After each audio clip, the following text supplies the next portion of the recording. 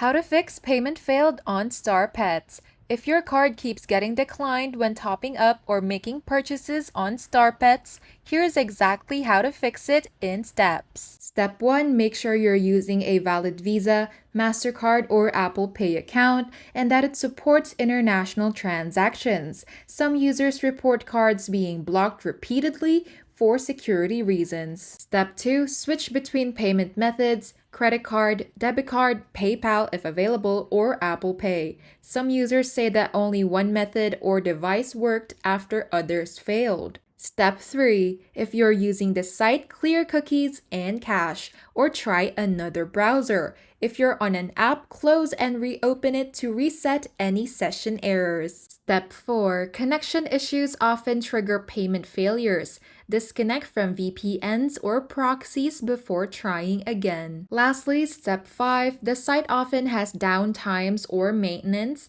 If it's down, wait a few hours and try again.